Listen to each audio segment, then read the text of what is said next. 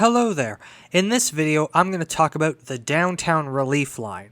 If you were to make a list of all of the infrastructure projects that Toronto has built and hasn't built, the Downtown Relief Line is quite possibly the holiest of the holy grails.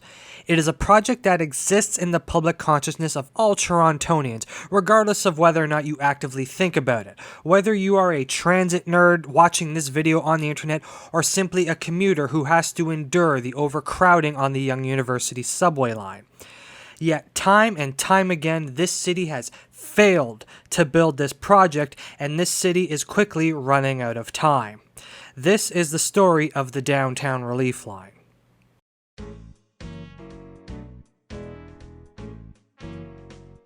As an aside, before we begin, I want to mention that some of the information in this video will be repeated from my videos about the rest of the subway network. This is simply because the history of the Downtown Relief Line is completely intertwined with the history of the rest of the subway network. The story of the Downtown Relief Line begins with the story of the Queen Street subway. The idea of a subway under Queen Street is not a new idea. In fact, it is over a century old, with the first proposal being made in 1909. However, it must be understood that at this time the plan was for this line to be a streetcar subway, like that seen in Boston, and not a heavy rail subway like the one we have today. When City of Toronto engineers met with a British syndicate, they would explore the possibility of a streetcar subway under Yonge Street and Queen Street.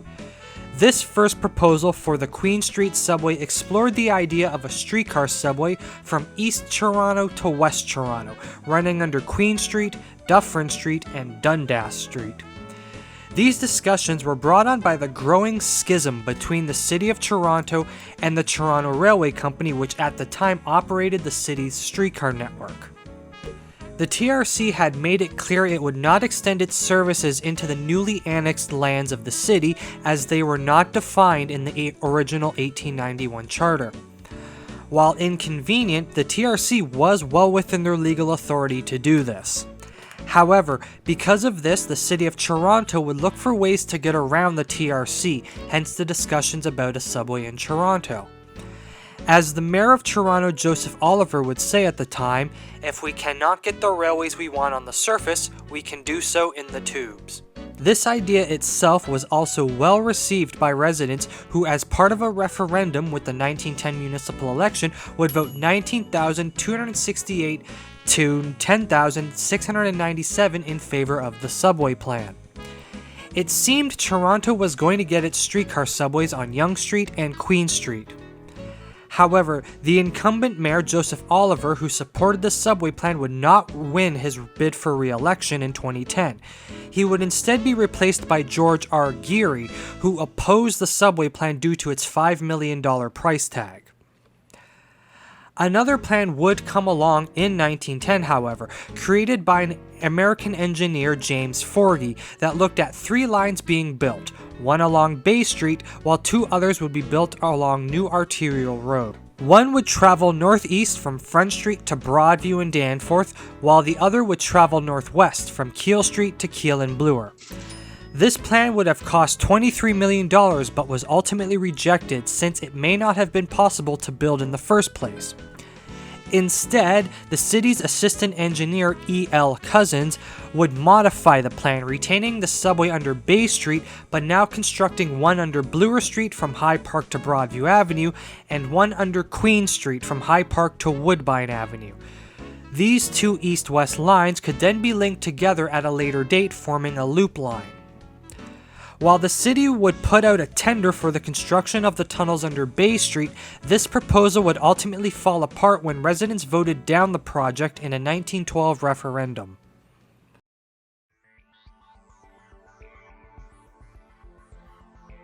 After 2 attempts at building a streetcar subway network in Toronto had failed, discussions on the topic would die down throughout the 1920s and 1930s.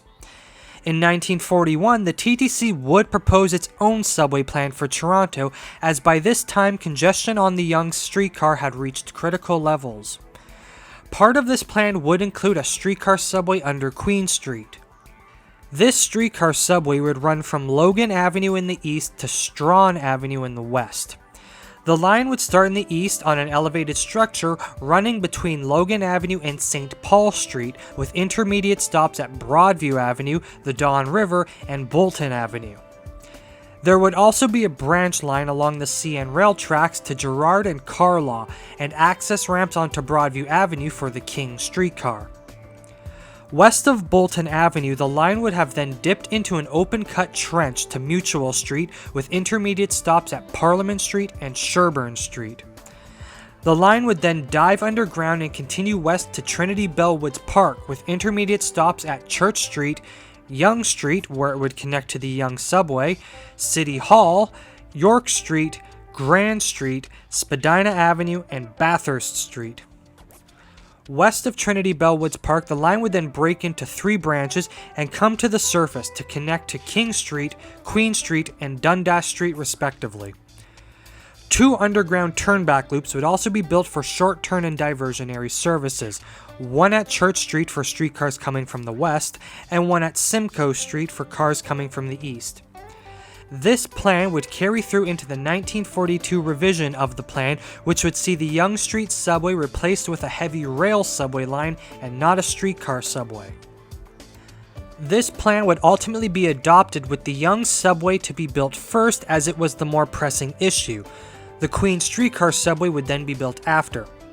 Queen Station on the Yonge subway would be built with a lower level roughed in for this eventual streetcar station. The Queen subway, however, wouldn't be built as part of the original plan though, as the province of Ontario and the government of Canada failed to hash out a post-war employment plan that would have helped build the line. The Queen subway would thus be postponed to a future time after the Yonge subway was built. While I cannot say for certain, I do believe that utility relocation work was also done under Osgood Station as well when the Yonge subway was extended up University Avenue. This would allow for the Queen streetcar subway to pass under the station and for a station to be built there. However, by the time discussions about an extension of the Yonge subway up University Avenue had begun, opinions on the Queen streetcar subway had also begun to change. The Queen Street subway still enjoyed political support, especially from the southern municipalities of the newly created metropolitan Toronto.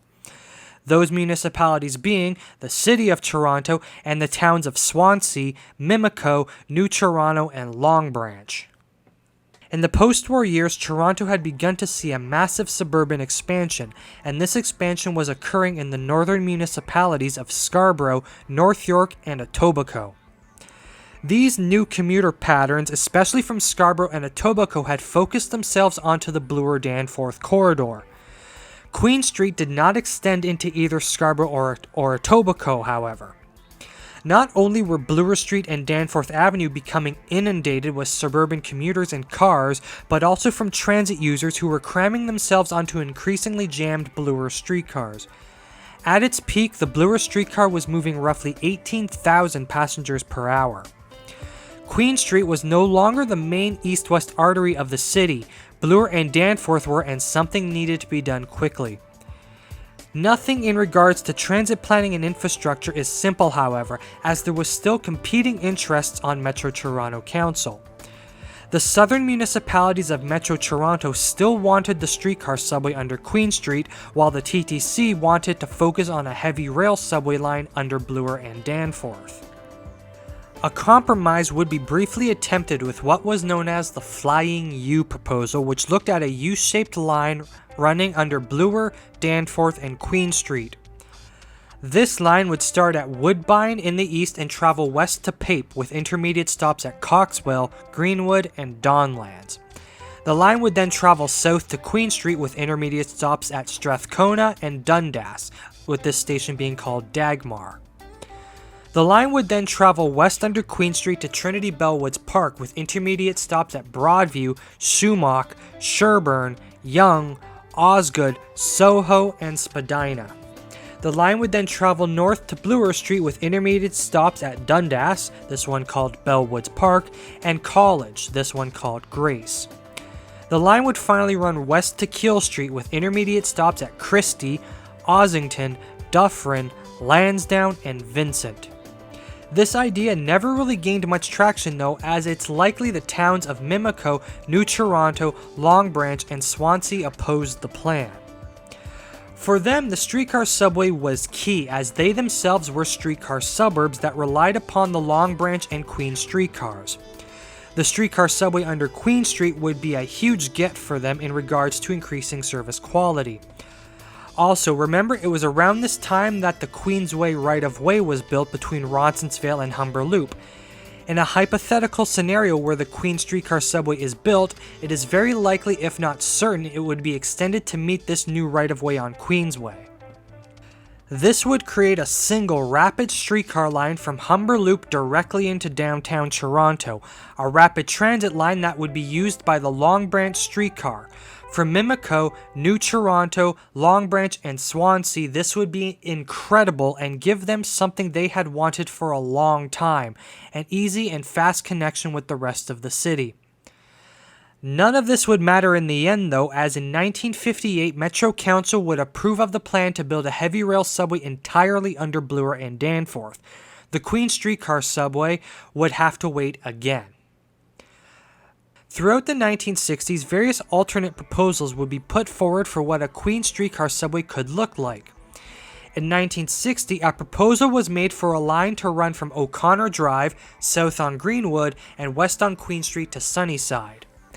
In 1964, a proposal was made for a line running under Queen Street from Greenwood to McCall Street.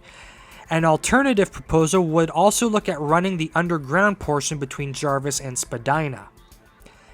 In 1968, multiple proposals would be made, one of which would essentially see the entire Queen streetcar turned into a rapid streetcar line from Humber Loop to Victoria Park. Another 1968 proposal would examine using the railway corridors west of downtown Toronto for a variety of proposals. All of these proposals would start at O'Connor Drive and proceed south along Greenwood to Queen Street. From there, the lines would then head west to Dufferin Street. At Dufferin, the line would merge onto the railway corridor with one proposal following it and the Midtown Railway corridor to Islington Avenue. Two other alternatives would see the line follow the railway corridor to Eglinton Avenue, with one plan terminating there while another would run west along Eglinton to Martin Grove Road. In 1966, the Bloor-Danforth subway would open, and with that, Metro Toronto had accomplished its goals. There was a subway under Yonge Street and a subway under Bloor and Danforth. The question now turned to what should be done next. The city of Toronto would begin its push again for the Queen Street subway, which by now pretty much had to be a heavy rail line equal to that of Yonge and Bloor. However, this pesky thing called politics would get in the way. While it would be possible to build a completely new line under Queen Street, it would require much more effort than simply extending the current network further into the suburbs. This would also be more politically popular and be helpful in the vote-rich suburbs. To make matters worse, in 1967 the province of Ontario would reorganize Metro Toronto into 6 municipalities, down from the 13 that had existed up until this point. The towns of Mimico, New Toronto, and Long Branch would be amalgamated with Etobicoke, much to the displeasure of these 3 small towns. The town of Swansea would be merged into the city of Toronto.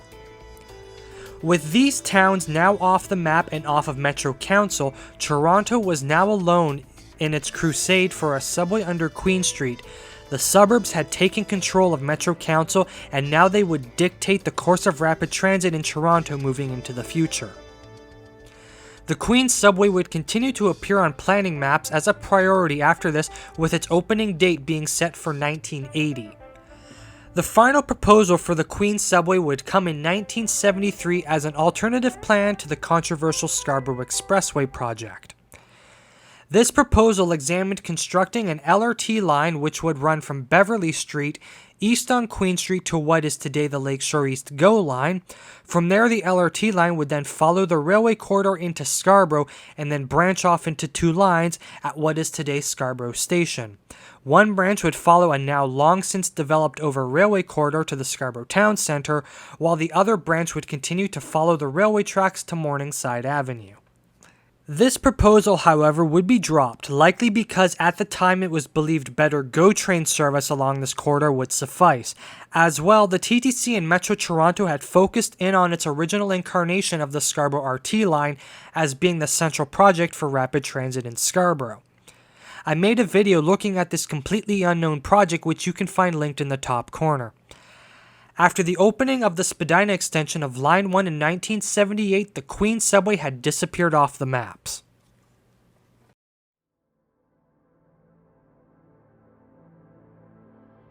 By the 1970s, the idea of some sort of line under Queen Street was in complete chaos. Nobody really knew when it was going to be built, since something new always seemed to come along to take attention away from it. As well, there was still disagreement over what it should even be. Is it a streetcar subway or a heavy rail subway? Where will it come from and where will it go? The TTC themselves would come out in 1968 and state that the Queen Street subway should be the next priority now that the Bloor-Danforth subway was complete. The TTC's proposal called for a subway line from Donlands Station to Union Station. The TTC was so confident in this idea that Donlands Station was underpinned as part of its construction in the early 1960s. Underpinning, for those who are not aware, is simply a construction method that allows for another subway line or station to be built under a pre-existing line with less disruption to the active line. While the plan never made it far enough to solidify into something more than an idea, the early idea for the line was for it to run underground from Donlands Station to the railway corridor and then follow it at grade to Union Station at first. Two possible extensions of the line were proposed, with one being a northern extension to areas north of the Don Valley, while the other would be a western extension likely to Dundas West Station and beyond, possibly to the airport. Yuri Pill, the TTC's planning director at the time, would state this north-south line, that being the northern extension, would take priority over what was referred to as the waterfront line. The province was also on board with this idea, as they were eager to have its ICTS trains put to use and were willing to pay the first $90 million of $100 million spent on the project. It was estimated it would take 5 years before the project was construction ready. In the meantime, though, the TTC would look at other measures to ease the crowding on the Yonge University line. Studies had shown that by this point, some stations on the Yonge line were operating at 110% capacity, so a relief line was needed. Construction of this line, however, would never come, since, as stated earlier, political power had shifted on Metro Council and the Queens subway was kicked down the priority list in favor of suburban expansion projects. The problem of overcrowding on the subway wasn't going away, however, and so in 1973 another plan for a subway under Queen Street would come along. This one looked at a subway line running from Don Mills and Eglinton to the Humber River. By the 1980s, plans for a subway under Queen Street had gone quiet while work was being done on the extensions of the Bloor-Danforth and Yonge lines, as well as the Scarborough RT. Going into the mid-80s, the TTC would reveal its Network 2011 plan, which proposed 3 new subway lines to be built: a subway along Shepherd Avenue, a subway along Eglinton Avenue, and a subway into the downtown core, the Downtown Relief Line. Very early in its development, the use of ICTS trains was looked at for the relief line, but this would quickly be replaced with a standard heavy rail line after the ICTS trains failed to live up to the hype on the Scarborough RT. The Downtown Relief Line was to be priority number 2 after the Shepherd subway, with opening expected in 1998. This incarnation of the Downtown Relief Line would be built in 3 phases, with Phase 1 running from Pape Station to Union Station. Phases 2 and 3 would be northern and western extensions of the line, although which order they would be built is anyone's guess at this point. Unlike most other plans up to this point, the decision to avoid Queen Street may have been due to a mixture of cost and anchoring the proposed developments near the Union Station, such as the Sky Dome. Either way, Phase 1 of the project, as mentioned before, would have started at Pape Station and then run underground to Eastern Avenue, with additional stops at Gerrard Street and Queen Street. From there, the line would have run west under Eastern Avenue and then come to the surface at the railway tracks, running on an elevated structure. The line would then cross the Don River, making a stop at the West Donlands called Atiratari. The line would have then descended to ground level around Cherry Street and would make its next stop at Sherburne Street, with the station possibly being called St. Lawrence. From here, the line would dive underground and proceed to Union Station, with the relief line platforms being south of the current Yonge Line platforms. The line would have then continued underground to Spadina Avenue, with an additional stop at the Skydome and Metro Toronto Convention Centre. The subway yard for this line was planned to be built south of Pape and Eastern Avenue on a lot bordered by Eastern Avenue to the north, the Gardiner Expressway to the south, Winifred Avenue to the east, and Heward Avenue to the west. All in all, it was expected this first phase of the downtown relief line would cost $565 million. That's about $1.3 billion today. A western extension of the DRL could have taken one of three forms, although all three have the same origin. Regardless of the final terminus and the route taken, a western extension of the line would have continued along Front Street to a station at Bathurst Street called Fort York. The line would have then come to the surface and run down an elevated guideway down the middle of an extended Front Street to Strawn Avenue and a stop called Exhibition. From here, the western extension could have split into three possible alignments. The first alignment and cheapest would have been a continued extension along the railway corridor to Dundas West Station, with a stop at Queen Street called Parkdale and one at College Street called College West. This alignment would also allow for a cheap extension to Eglinton Avenue and even the airport. Another alignment, and the one that was generally preferred, was a western extension to Dundas West Station via Roncesvalles. With this extension, the line would continue to run west along the railway corridor and dive underground at a point before Roncesvalles Station. The line would then continue north under Roncesvalles Avenue to Dundas West Station, making a stop at Howard Park. The final alignment proposal was to continue the line all the way to Keele Station. This line would run elevated, making a stop at Roncesvalles Avenue.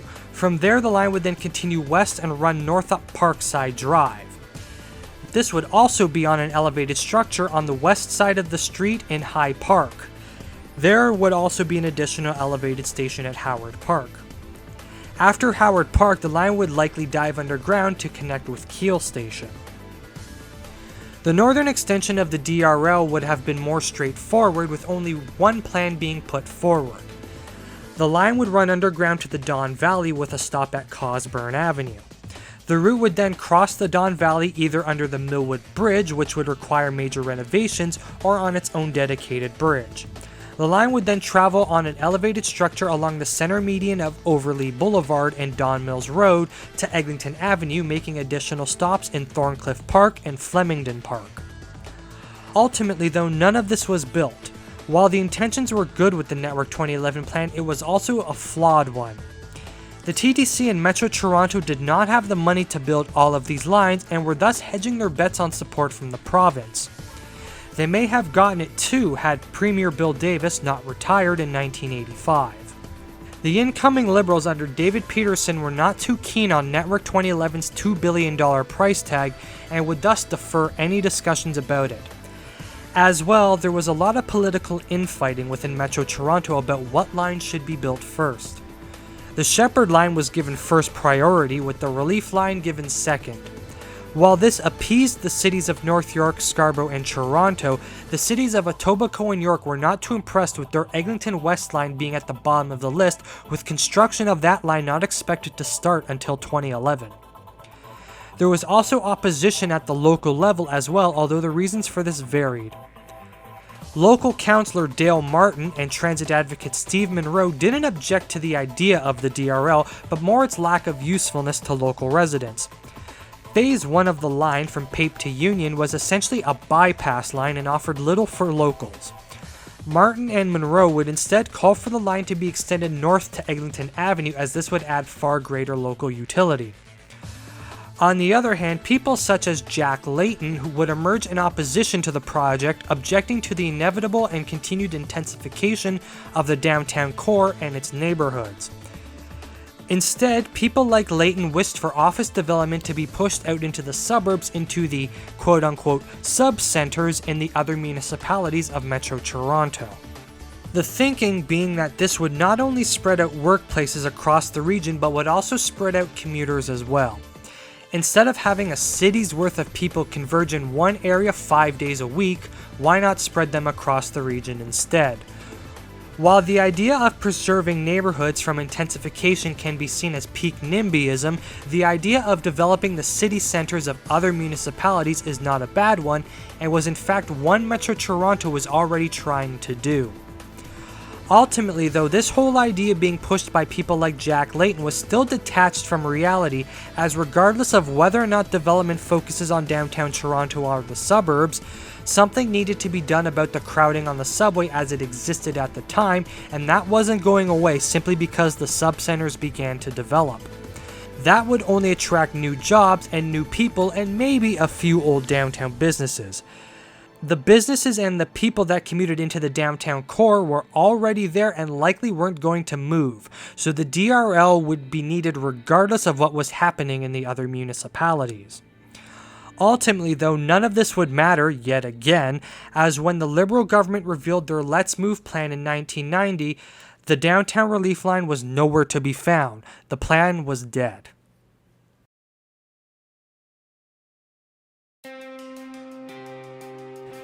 Into the 1990s, discussions about the downtown relief line quieted down.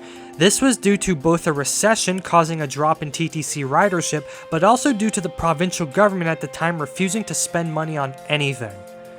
While ridership was down during the early 1990s, it would gradually begin to increase into the latter years of the decade. While ridership was increasing, there wasn't really any discussion about a relief line until around 2007. It was in that year that the Transit City Plan was put forward that would see multiple new LRT lines built throughout Toronto. It would be noted, however, that none of this would address the issue of overcrowding on the subway and may in fact would have made it worse. The Don Mills LRT plan was of specific interest as it was questioned why the line was to terminate at Pape Station. All this would do would be to dump riders onto the Bloor-Danforth line, who would then need to transfer onto the Yonge line at the already overcrowded Bloor-Yonge station. Why build the LRT on Don Mills when you could build a subway along that same route that runs directly into the downtown core as well? In 2008, then TTC chairman Adam Giambroni speculated that the downtown relief line may still be needed, but didn't see it getting built until after 2018. Speculation would grow further when Metrolinx included the relief line in its 25-year plan, The Big Move. The line proposed would be a U-shaped line running from Pape Station to Dundas West Station via Queen Street. This would be further exacerbated when Metrolinx decided to push forward with its plan to extend the Yonge line into Richmond Hill. The City of Toronto was worried that this extension would just dump even more riders onto the Yonge line, which was already at capacity. Even with improvements such as ATC, Metrolinx estimated that the Yonge line would be 40% over capacity by 2031. In 2009, Toronto City Council would approve the subway extension into Richmond Hill on the precondition that an expansion of Bloor-Yonge Station be included. The city would also urge Metrolinx to give the downtown relief line higher construction priority. In 2012, then TTC CEO Andy Byford would state, "The downtown relief line has got to be looked at and has got to be talked about right now in regards to the growing capacity issues on the Yonge subway." The TTC itself ultimately rates the capacity of its subway lines at around 33,000 passengers per hour. The Yonge line by this point was moving close to 36,000 passengers per hour with no signs of slowing growth. Another issue plaguing the relief line was its cost, as this line, no matter what was going on, was going to be expensive. During his mayoral campaign, John Tory would try to get around this by proposing what he called Smart Track. This alternate idea was to essentially use the GO, Stouffville, Lakeshore, and Kitchener lines as surface subways, as he called it, with trains operating at 15-minute intervals. This plan also included running the line under Eglinton Avenue to Renforth Avenue. This plan was almost immediately panned as being unworkable and really just a rehashing of Metrolinx's already planned GO RER project, minus the Eglinton Avenue segment. After his election, John Tory would acquiesce to the relief line plan. As the years went on, further examination of the DRL would occur, including the investigation of various alignments, from a northern extension to Eglinton Avenue to whether or not the subway should run under Queen Street or King Street.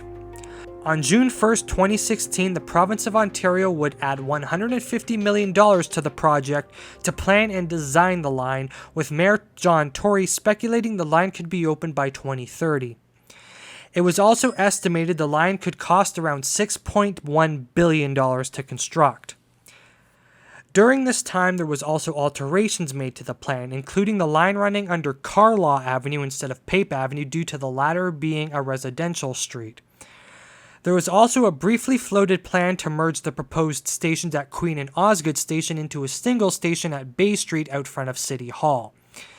This idea would ultimately be rejected, though, due to the poor transfer it would create with the Yonge line. On April 16, 2018, the environmental assessment for the line would begin, with the line expected to run from Pape Station to Osgood Station. Intermediate stops would be located at Gerrard Street, Queen Street, Broadview Avenue, Shumock Street, Sherbourne Street, and connections to the Yonge subway at Queen Station and Osgood Station. The project would ultimately be built in two phases. Phase 1 being the Relief Line South from Pape to Osgood, and a future Phase 2, the Relief Line North. The latter being a proposed northern extension of the line to Shepherd Avenue, making a connection to the Shepherd line at Don Mills Station. This was included as Metrolinx had noted that while the southern section of the line would alleviate the congestion at Bloor-Yonge Station, it wouldn't really help the Yonge line as a whole, as its congestion problems occurred further upstream. To have any real impact on the massive overcrowding that occurs between Finch and Bloor-Yonge stations, the DRL would need to travel north to at least Shepherd Avenue. With design work progressing to 15% completion and the environmental assessment being completed on October 24, 2018, it looked like the downtown relief line would finally be built. After over 100 years of discussion about a subway under Queen Street, it seemed construction was finally about to begin. If work continued at its current pace, construction on the downtown relief line could finally begin in 2020. With only 1 year until construction was expected to start on the relief line, everything would come crashing down yet again. This time in the form of the provincial government under Doug Ford cancelling the line in favor of what was called the Ontario Line.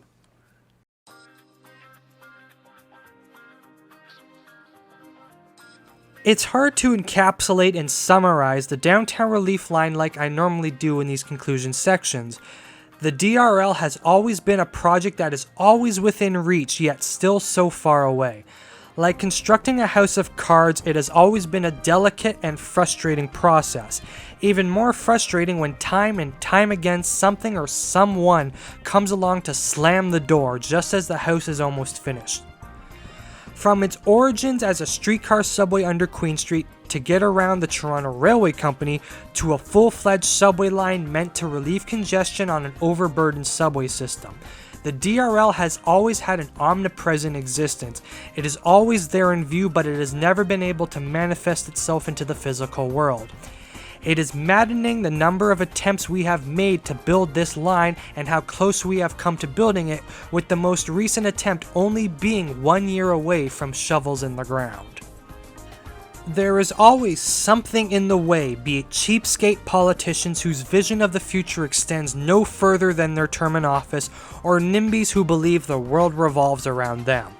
Every year, the Greater Toronto Area loses billions of dollars in lost productivity because commuting around the GTA is a trial of patience. It's so hard to commute around the city that people are forced to live as close to it as possible, thus driving up demand for the limited housing in the GTA even further than it already is. Without the downtown relief line, a project like the Yonge Extension won't make life any better for those living north of Steeles. The subway will still be crowded, so why would you use it? We constantly wish to make a better world for the children of tomorrow, yet we constantly sabotage tomorrow because it would be inconvenient for us today. The price tag for the downtown relief line was always going to be high. The important part is to recognize the long-term implications of constructing such a project. The short-term pain of the project will be more than made up for by its long-term gain. We, however, have lost sight of this, instead focusing on the short-term instant gratification, trapped in a system that only cares about whether or not you get elected in 4 years. What happens 10 or 20 years down the road is a secondary issue. A system in which having a vision for tomorrow is derided as too expensive. Whether or not the most recent cancellation of the DRL was simply the Conservative Party playing petty politics because the DRL plan up to this point was a Liberal plan is up for debate. What is absolutely indisputable is the financial implication. The DRL was replaced by the Ontario line due to its cost, full stop.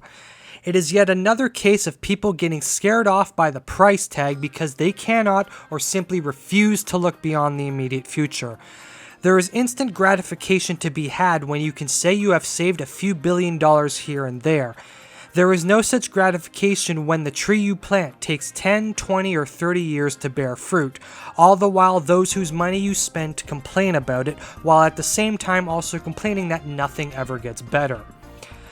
Perhaps Bill Davis was as successful as he was because he was able to hold on to power for so long. It's amazing what you can get done when you're in power for 20 years. It also helps to be really well liked, have a vision for the future, and be good at your job.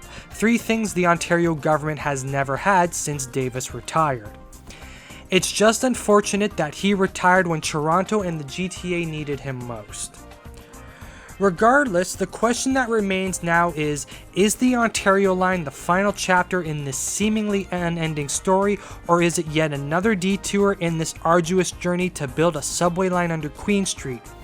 It's hard not to be cynical about this considering the number of times we have tried to build this line and the number of times it hasn't been built.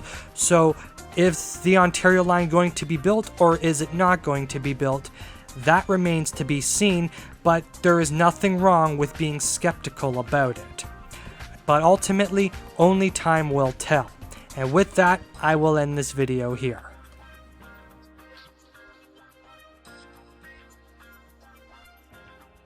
Thank you for watching this video, and if you enjoyed it and want to see more like it, please hit that subscribe button because there are more videos like it on the channel and there are more videos like it on the way. If there's anything you want to say about the Downtown Relief Line or the Queen Street Subway, please don't be afraid to do so in the comment section down below. And if you're wondering about the Ontario line and why it's not discussed here, that's because it will get its own video in the future. So, thank you for watching this video again, and I'll see you in the next one.